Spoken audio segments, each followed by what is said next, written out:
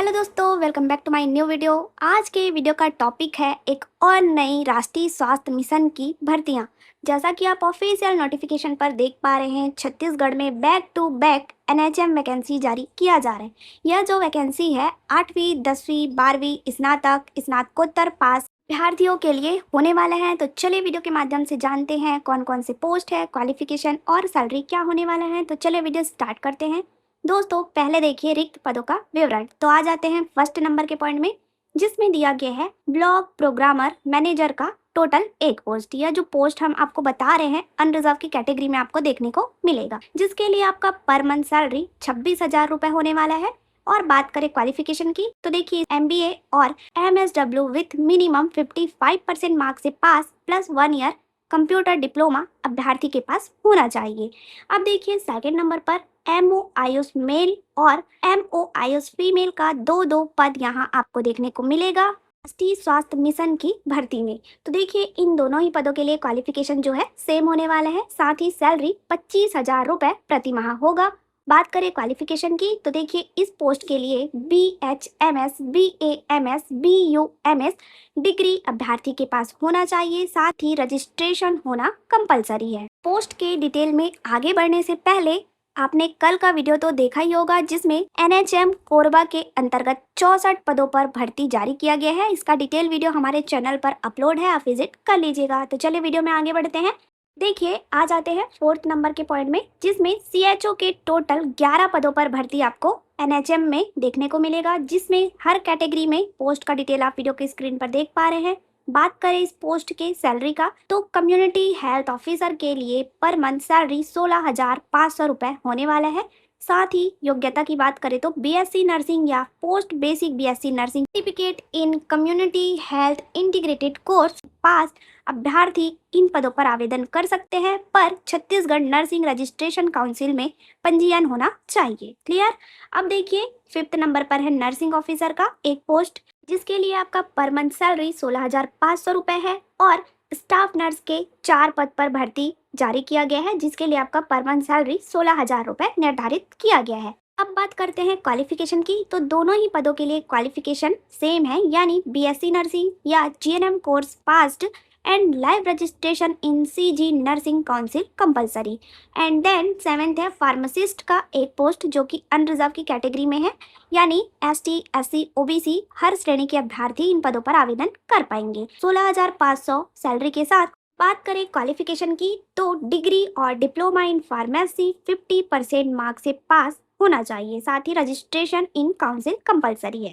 Laboratory technician का भी एक पोस्ट है, 14,000 पर मंथ सैलरी है और क्वालिफिकेशन 12th पास प्लस डीएमएलटी या बीएमएलटी या पैरामेडिकल कोर्स इन पैथोलॉजी होना चाहिए। अब देखिए फिजियोथेरेपिस्ट का एक पोस्ट है, सेकंड एएनएम का एक पद है, 12,000 पर मंथ सैलरी है। उसी प्रकार डेंटल असिस्टेंट का एक पोस्ट है, काउंसलर का भी सेम सैलरी है और फीडिंग डेमोस्ट्रेटर का भी सैलरी सेम होने वाला है। एक एक पद इस भर्ती में आपको देखने को मिलेगा। अब आ जाते हैं 14 नंबर पर फोर्थ ग्रेड के पोस्ट के डिटेल में, जिसमें अटेंडेंट एनआरसी का एक पोस्ट है। कुक कम केयर टेकर एनआरसी के लिए ही एक पोस्ट जारी किया गया है, जिसके लिए आपका सैलरी 8,800 रुपए पर मंथ होने वाला है। और दोनों ही पदों के लिए योग्यता 8वीं पास होना चाहिए। क्लियर। आगे और भी पोस्ट का डिटेल है, यानी 16 नंबर पर है नर्सिंग ऑफिसर का 2 पोस्ट, एमपीडब्ल्यू का 2 पोस्ट, जूनियर सेक्रेटरियल असिस्टेंट का 2 पोस्ट। इसमें से एक एक पोस्ट अनरिजर्व की कैटेगरी में भी है। बात करें जेएसए पोस्ट के क्वालिफिकेशन का, तो 12th pass and 1 year computer diploma candidate के पास होना चाहिए। अब देखिए एंड द लास्ट 19 नंबर पर है क्लास 4th का एक पोस्ट, क्वालिफिकेशन 10th पास है और इस पोस्ट के लिए आपका मासिक वेतन 10,000 रुपए होने वाला है। Is that clear.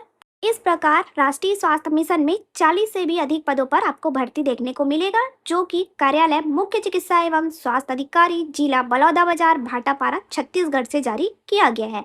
अब बात करते हैं अप्लाई प्रोसेस का।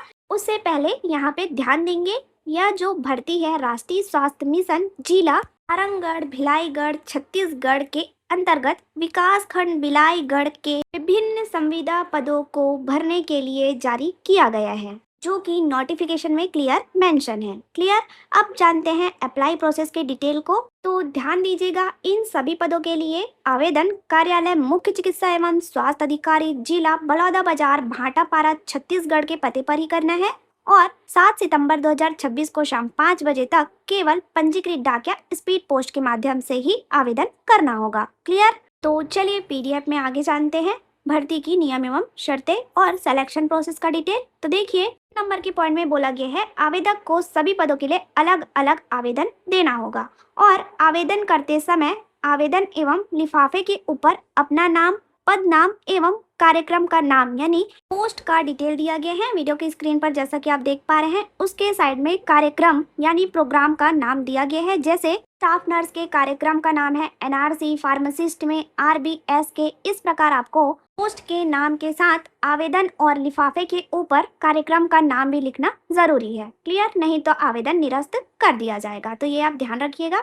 आगे देखिए, डॉक्यूमेंट सत्यापन के लिए यहाँ पे कॉलम दिया गया है, तो इसको एक बार पढ़ लीजिएगा। अब आ जाते हैं पात्रता की शर्तों में। तो देखिए, सेकंड नंबर के पॉइंट में बोला गया है आवेदन पत्र में दिए गए स्थान पर अपना नया पासपोर्ट साइज का फोटो राजपत्रित अधिकारी या स्वयं के द्वारा सत्यापित कर चस्पा करना होगा। अब देखिए, राजपत्रित अधिकारी का मतलब क्या होता है, जैसे डॉक्टर है या हेडमास्टर है यानी स्कूल के प्रमुख प्राचार्य, इनसे आपको सिग्नेचर करा के अटैच करना होता है। क्लियर।